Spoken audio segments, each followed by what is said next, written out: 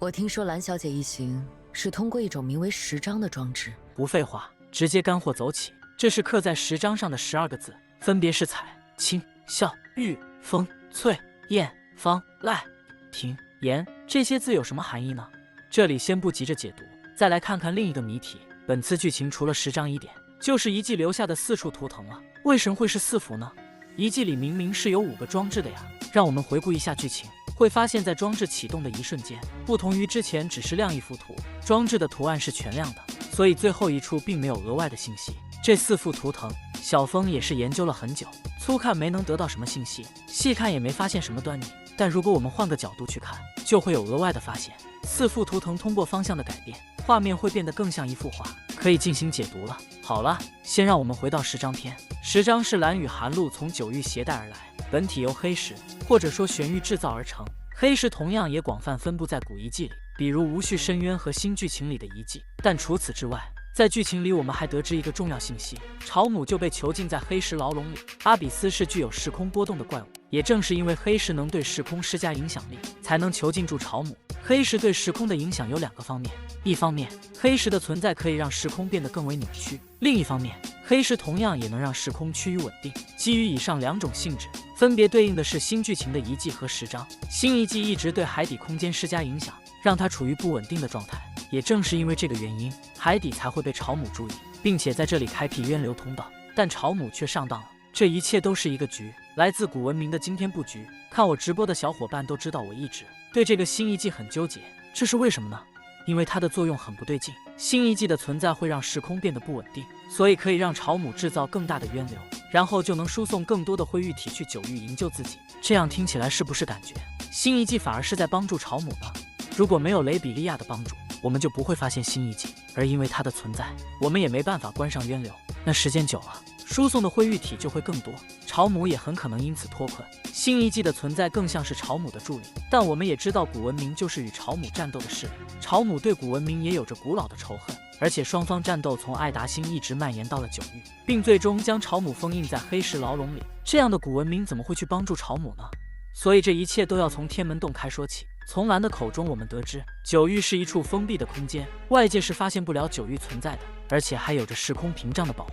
屏障既可以阻止灰玉体前去营救朝姆，同时也阻止了九域里的人前往外界。但这一切都在某一天改变了。没错，天门打开了，九域出现了通往外界的通道。渊流在九域并不少见，但过去却没办法成为天门的通道。那么天门洞开的那一天究竟发生了什么？是朝姆在海底开辟了渊流。当我们救出雷比利亚的时候，得知朝姆被海底的某物所吸引，其实就是新遗迹制造的不稳定时空，而这恰恰就是古文明留下的保险装置。一旦朝姆在海底开辟渊流，就意味着朝姆要脱困，封印有被打破的风险。这时九域的天门就会打开，让九域的人来外界寻求帮助。有人会疑惑时间不对啊，蓝是从夏目岛的渊流来的，那时候海底还没动静，但我们真的知道渊流开启的准确时间吗？就像夏目岛的渊流，当我们到达海边会合摩克小队的时候，西罗就在说仪器检测到了异常，要去处理一下。那时候夏目岛就已经有了渊流。朝姆之所以这样做的目的是声东击西，以夏目岛的渊流为诱饵，吸引伊奈斯战力，掩盖在海底偷偷开辟渊流。既然是声东击西，两处渊流开启的时间就不会间隔很久，不然就起不到吸引的作用了。也就是说，九域天门开启之日，便是海底渊流开辟之时。那么不妨让我们大胆猜测一下，过去到底发生了什么？古文明与灰玉体头目朝姆大战一场，战的是昏天黑地，日月无光。古文明依靠着元能的力量将九域剥离了出去，或者寻找到一处九域的时空，作为和朝姆最后的决战战场。双方经过剧烈的战斗，在付出惨痛代价后，朝姆最终被镇压在了九域。为了防止其脱出，古文明将九域用时空屏障封印起来，并留下后代镇守封印之地。只是现在年代太过久远，后代中少有人知道其中原委了。在镇压朝姆后，为了防止朝姆操控灰玉体营救，又将灰玉体域捏压回艾达星，并镇压在了无序深渊中。最后还在海底修建了一处黑石遗迹，作为保险装置。古文明知道朝姆有力量后一定会开启渊流，让灰玉体域孽去救他，但没办法知道朝姆在哪里开辟渊流，可是却可以想办法诱导朝姆在哪里开辟渊流。所以遗迹的其中一个作用便是引起时空的不稳定，这对朝姆有着不可抗拒的吸引力。不稳定的时空意味着渊流可以开辟得更大，也可以输送更多的灰玉体军队。从结果来看，朝姆也确实上钩了。遗迹的另一个作用便是记录与监视，巧合的是，古文明的下一代文明刚好是属于地球殖民者的。遗迹一直在观察着人类的所作所为，但元能的使用令灰玉体再次复苏，危机一触即发。好在古文明的保险装置已经启动，封印之地九域与外界也取得了联系。接下来就看双方能否合力再次压制住朝母了。是不是感觉讲得像天方夜谭呢？让我们来看看新遗迹里的图腾吧。这是进入遗迹的第一个图腾，在右下角有着一只眼睛，代表的是灰玉体的势力。左下角又是什么呢？让我们来把图转一下，这样来看的话，眼睛和右边的圆就像是两个头。注意看中间的图像，柱子一样东西更像是一种宝石，双方正在争抢它，这就是推测古文明与灰玉体大战的原因。从周边的线条来看，也能感觉到狂乱无序。再来看看第二幅图，下方有一只眼睛，主体图像是一个场景，一只手从场景后面缓缓伸出。那么让我们再把图片转一下，会发现上方的眼睛变成了一个头颅，下方还拼出了一个诡异的身体。我是推测这个就是朝母了，但是长得也太抽象了点。在下方的手同样变得更加清晰，手臂的后面还连接着一张面孔，他躲在场景的后面遇到取中间的柱子。接下来是第三幅图腾，在这处图腾的时候，凛夜说想到了靳东，不知道为什么，这让我想起了靳都。靳都也是立于无序深渊之上，但显然我们在图上看不出来这些信息，依旧是先旋转一下，发现是个镜像，并没什么用。那我们少转一点，旋转个90度，从这个角度看就很形象了。外面的圆球代表的是爱达星，上方的三角代表的则是靳都，中间的棱形指的就是黑石仪式场，外围的眼睛轮廓代指的便是灰玉体。除此之外，还记得第三城市的构造吗？无序深渊刚好在上层与下层的中间，这也解释了为什么整个图是上下镜像的。唯一没搞明白的是菱形里的图案代表着什么，里面还有着象征的标志，难道会是镇压在无序深渊的6大阿比斯余孽吗？接下来是最后一幅图腾，莎莉说是触手一样的东西。那些触手一样的东西，不会是灰玉体吧？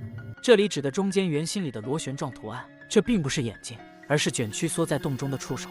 凛夜说图代表灰玉体的发展与进化，难道意味着灰玉体的发展与进化？这里指的便是周围印着的图案，最边上一圈的符号是低级的灰玉体单位，而中间一圈则是高级阿比斯。不过确实抽象了一点。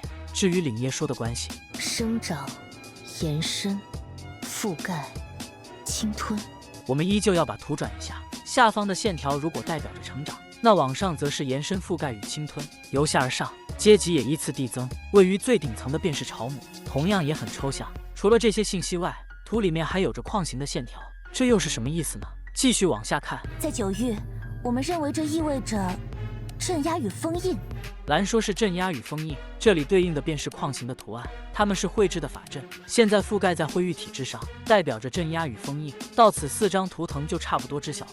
第一张是古文明与灰玉体的交锋，为了抢夺宝石大打出手。第二张是古文明在某个地方盗走了朝母的能量柱。第3章是对地球文明的观察，对镜都悬浮于无序深渊的写照。最后一章则是灰玉体的介绍和对灰玉体的镇压与封印。但这些就完了吗？并没有。在启动5个装置后，图腾开始亮起。这里吐槽一下官方，绝对是偷懒了。本来应该是4张全亮的，为什么这里亮起的却是一样的图案？真以为玩家看不出来吗？还真看不出来。但是塔学家不一样啊，看动画都是按帧放的。希望塔以后注意吧，别总想着偷懒，想做好游戏，细节一定要打磨到位。看到这幅图了吗？4张一模一样的，光明正大的偷懒。这里的装置移动也大有深意，并不是全向中间聚集，而是由一侧向另一端集中，意味着从过去穿梭到未来，最后显化出了最后一幅图腾。这幅图腾哪里来的？让我们把时间往回拨一下，在装置启动的同时，这些图案就出现在了装置的顶端，并由装置的移动最终汇聚到了一处，形成了最终的图案。很可惜我在游戏里并没有找到任何相关的线索，有发现的可以评论区说一下，但这不妨碍我们来猜测一下。此处遗迹是平行时空存在的地方，过去、现在和未来共同存在。如果我们在过去和现在都没有见过这些图案，那么它们可能就是未来的线索。这里的图案和装置的4幅图腾是不同的，图腾是一幅完整的画面，以图像的形式告诉我们信息，而这里的图案则是一种标志，代表的会是某人、某物、某地点或者某种势力，它们可能就是未来封印朝母的关键，也可能是我们去9域要寻找到的线索。图案最终演变成了黑洞，遗迹也不复存在，同时消除的还有遗迹对海底时空的影响。它已经完成了自己的使命。还记得遗迹是怎么启动的吗？是蓝用10张启动的，而蓝来自于9域。当遗迹启动的那一刻，就说明保险装置生效了，9域已经向外界求援了，它自然也就没有存在的必要了。到此古文明留下的后手也暂时结束了，但为了应对朝母的脱困，古文明不会只留下了保险装置，最后显示的图案可能才是九域留下的大杀器，能帮助我们再次打败朝母，惊天布局，千年铺垫。也难怪凛夜对古文明感到心悸了。关注小峰，带你体验不一样的幻塔。